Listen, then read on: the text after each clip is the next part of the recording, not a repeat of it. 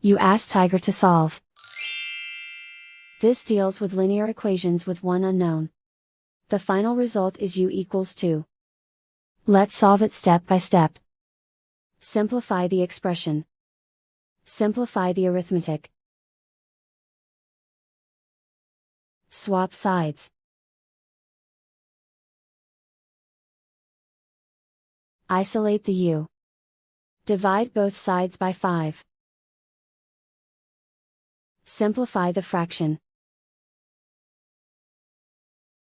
Find the greatest common factor of the numerator and denominator. Factor out and cancel the greatest common factor. And so the final result is u equals 2.